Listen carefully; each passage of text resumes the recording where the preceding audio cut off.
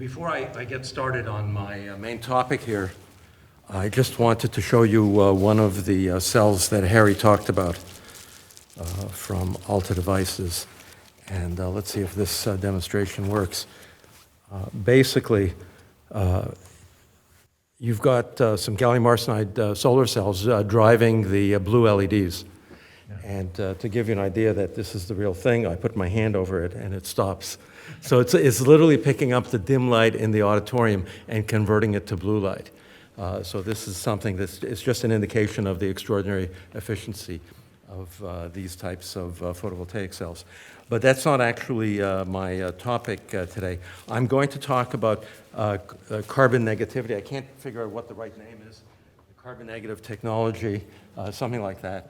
But it's sort of a recognition that many groups are coming up with that it's not enough to be carbon neutral, that we're actually going to have to be carbon negative.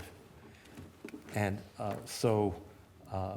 let me give some of the reasons why. I'm sure these are not the only reasons, but there's aviation and, interesting fact, when you get on a 747 to take an intercontinental flight, 1/3 of the takeoff mass is fuel.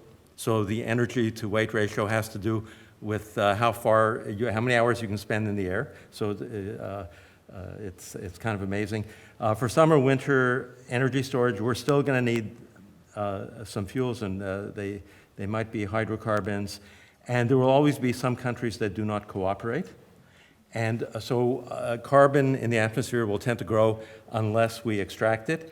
And then there's a further thing that in some models, a positive feedback from permafrost of CO2 will lead to a thermal runaway. For all we know, we've already gone too far. And so for all these reasons, carbon neutral is not good enough, and we need to be carbon negative. So this has begun to be recognized, and a series of reports have emerged. And this is a report from the National Academies, and it's kind of interesting looking. And this almost simultaneously a report from the European Science Advisory Commission, which is kind of like the National Academy.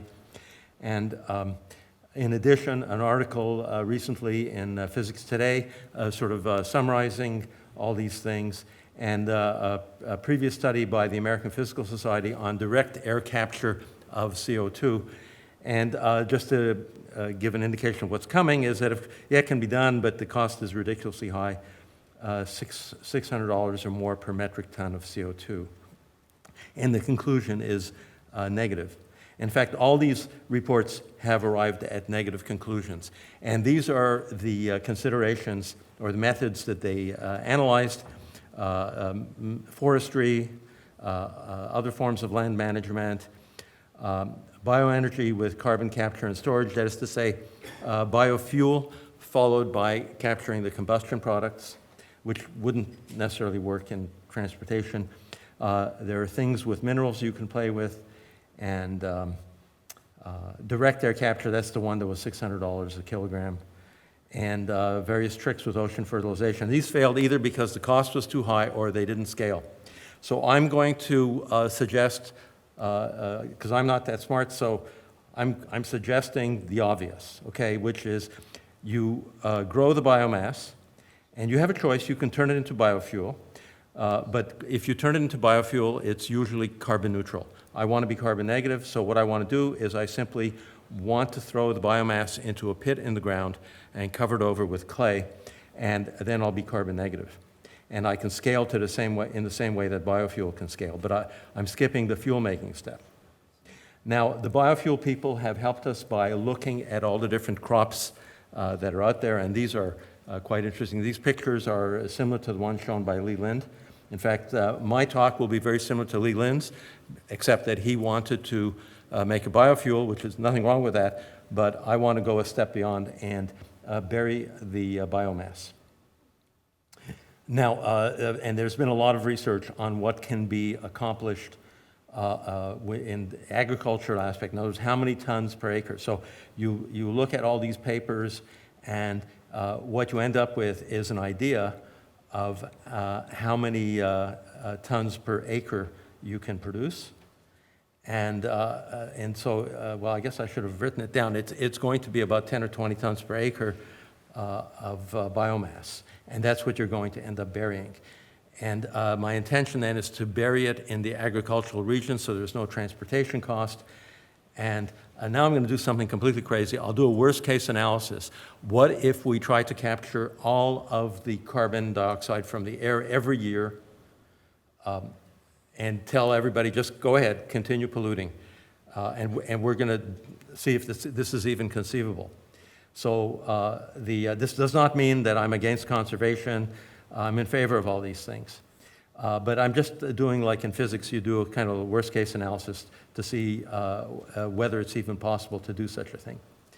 So the nature of the problem is that there is emission, and I went through the different forms of emission. This is carbon, not carbon dioxide, but 3 billion metric tons every year from petroleum, and coal, 5 billion metric tons, and natural gas, about 2 billion metric tons. So we are releasing into the air roughly 10 billion metric tons of carbon. And can we capture that with agriculture? That's the question. So we'll do a worst-case analysis and do it all by agro-sequestration. And so one of the things, whenever we talk about hectares and so on, none of us is calibrated in hectares. So I'm going to do it as a percent of the land mass of the world, and that's something we can wrap our minds around. So this is the total, well, you have the total land used for agriculture, actually.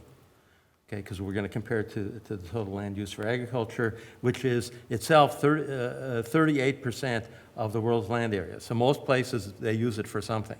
So let's see what it's used for. 26% of the world's land area is used for ranches, 11% for row crops, it's kind of interesting, and maybe 1% is used for orchards. And so that's kind of interesting. And these row crops are going to be very important to us because we're going to compare row crops to the biofuel crops. Now, there's something that, many of us in the higher education, we look down upon agriculture. Actually, of course, many universities have agricultural divisions, which are very important because they assist the farmers. And actually, farmers have been getting smarter and smarter year by year, and there's a Moore's Law for agriculture. And in fact, if you go back, Reverend Malthus, he lived only roughly 210 years ago, and he said we were all going to starve because we would reproduce faster than we would improve agricultural productivity. And of course, it didn't happen that way. And one of the reasons is there is indeed a Moore's Law for agriculture. They didn't know Moore's Law 200 years ago, but this shows that even in underdeveloped countries, the productivity grows by about a factor 2 every 50 years. And so in the past 200 years, it has grown by 2 to the 4th, which is 16. Okay, and it's even more, that's in the least developed countries. In the more developed countries, it has grown even more. And so as a result of that, we have this fantastic productivity of the biofuel crops that have been researched by agricultural researchers. And so these produce about 10 to 20 tons of cellulose per acre per year. And so because you're producing cellulose and not food, you actually produce more tons than you do of something like crop. So it's 3 times more efficient to grow a biofuel crop than to grow a crop like maize. And maize is what we call corn in this country. Okay, and the cellulose is roughly 44% by weight carbon. So by growing biofuel, you are extracting from the air 5 tons of carbon per year, per acre. Now, if you want to really keep up with all of the coal and oil produced in the year, that would obligate you to use 2 billion acres, which is a rather large amount, and it is actually equal to the amount that is used for corn and the amount that is used for wheat, and those are both very big crops. But let's see what all that agriculture would cost us. Of course, these are non-food crops, so we're not going to need as many inputs of fertilizer, insecticide, and energy as food crops, but let's do a worst-case analysis. I'll say we're going to use the same inputs, but that'll set the cost in the numerator, and in the in the denominator will have the productivity, though, of the biofuel crops. So they're 3 times more productive than things like corn. Now, to figure out the cost of agriculture, I go to the Chicago Mercantile Exchange, and I can look up the price of corn. Okay, any of us can do this online, and then also figure out what is the productivity per acre, and this is also very well tabulated and a very important number. And so this is worst case intensive agriculture. It costs the farmer $480 an acre. But that $480 an acre produces about 20 tons of cellulose. And you do this over 2 billion acres, which around 2 million, which requires you to tie up an amount of land equal to what is used for wheat and corn. But here's an amazing fact. You can buy all of the wheat produced in the world for $100 billion. And if you have another $100 billion, you can buy all of the corn produced in the world. So that is the cost of agriculture.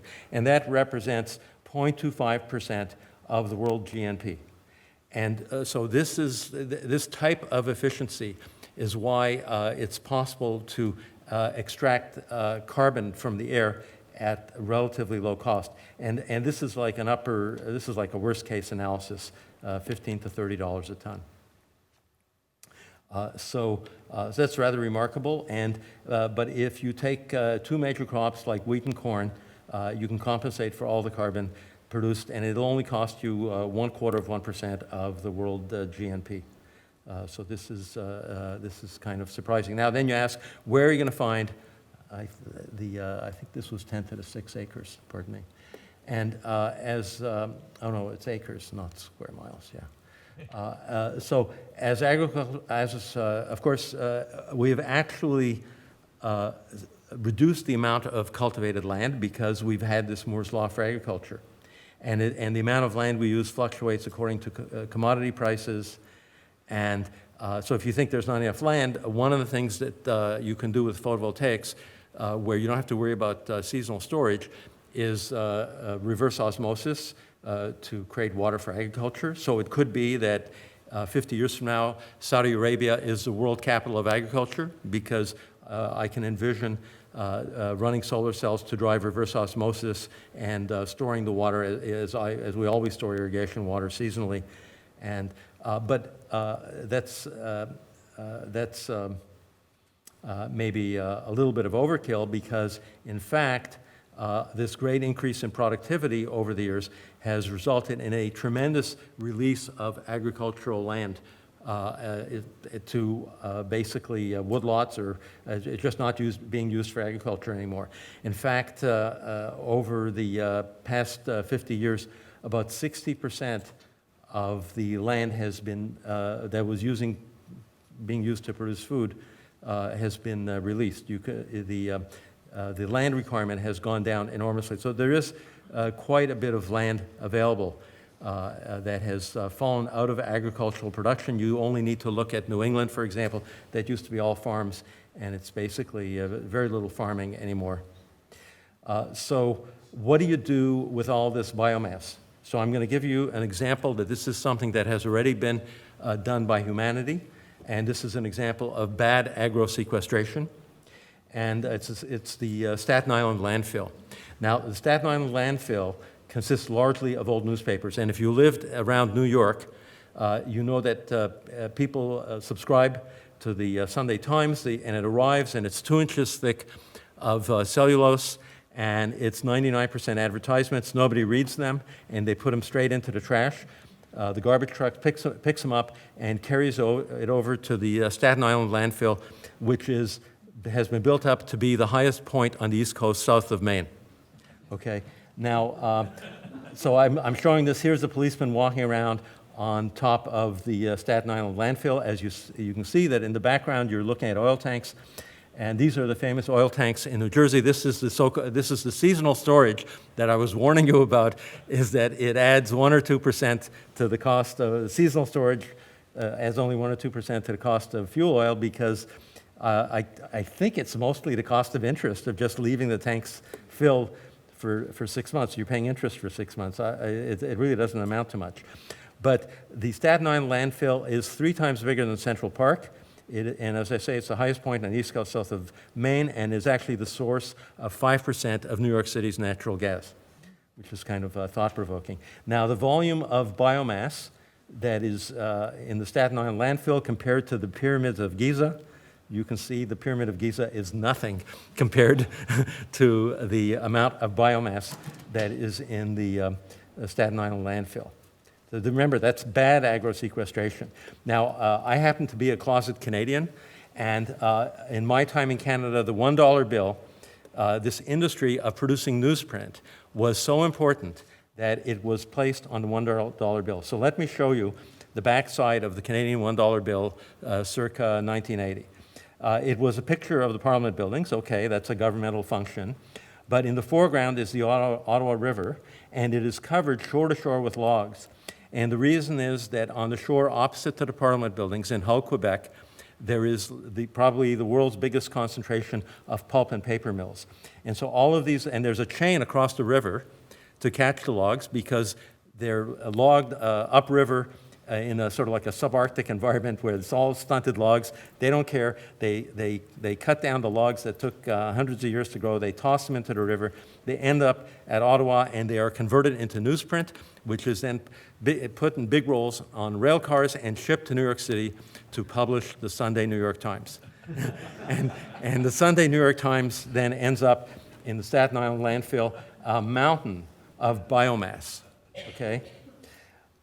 So that's sort of an example, and I'm sure that there's some sequestration taking place at the Staten Island landfill, and but obviously it's not quite done the right way because there's a question whether we can seal the biomass. Obviously it was not well sealed at the Staten Island landfill. So this brings us to the subject of clay, another low-tech subject. Here's a potter making a clay pot, and it's basically aluminosilicate compounds, and it is impermeable to water and to gases. And clay is the reason we have petroleum reservoirs because they all get collected under clay caps. The hydrocarbons are trapped by clay, and that's what you look for in oil prospecting. So the idea is that to manage your landfill properly, you have to cover it over with clay. This is a picture I found of a modern landfill, and the clean biomass, of course, is much easier to deal with than garbage, but actually most of the Staten Island landfill, I think, is just mostly paper. So the biosequestration has to be done in a very scientific manner. And the key, of course, is clay, so you see all the brown stuff is clay, and there's a clay cap on top. Now, so I thought, where am I going to find any information on how good clay is? So it turns out that the people who were concerned about nuclear waste have studied the diffusivity of clay toward various things, including methane and CO2, and of course they were interested in radioactive products like iodine. And so they've measured, I found papers. Can you believe there's a journal called Applied Clay Science? Okay. And they measure the diffusivity of clay. Now, clay is supposed to be impermeable, but it has some diffusivity. And based on the diffusivity, 1 meter of clay will sequester carbon for 1 million years. Okay, so that says yes, it can be done, but it doesn't mean that there are no issues. There are issues with regard to, for example, in biomass, there's lignin and there's cellulose, and the cellulose tends to decompose and eventually give you carbon dioxide. So then it depends upon the partial pressure of carbon dioxide that you produce, how much clay you need to seal that in, and so these questions arise. But the lignin part is regarded as extremely long-lasting. And somebody was telling me yesterday about tree trunks in German riverbeds that are known to be thousands of years old. Just to put it in perspective, where are we with biomass? 40% of U.S. corn is already used for ethanol. And without that, the farmers would be crying. And that's why The presidential elections start in Iowa, and whichever party it is, they promise the Iowa farmers that they're not going to touch the ethanol mandates. So that gives us sort of an idea of what's going on. And so we could recommend, for example, the possible actionable recommendations that the government should pay farmers, just as a research project, to grow miscanthus, which is a biofuel plant, and to use it in research test beds, and to experiment in just growing it, and then instead of making biofuel, just put it into recesses in the ground in the Midwest. And you know, whenever you talk about in political science, they always ask, not in the ideal world, but how do you put together a coalition to make this happen? Of course, this would be very politically acceptable to the farmers because it would give them a new crop and a new way to make money. That's a possible recommendation going forward. But I would say that the main conclusion I'd like to make is that biosequestration seems to be the lowest cost carbon negative technology, and it has the great feature, in an emergency, it could reduce net carbon emissions, and the agriculture, these plants grow very quickly, and you could turn this on probably in a 10-year period. But you can't turn it on if you haven't done the agricultural research and all the other things that you need to get ready for that. So with that, let me thank you very much for your attention.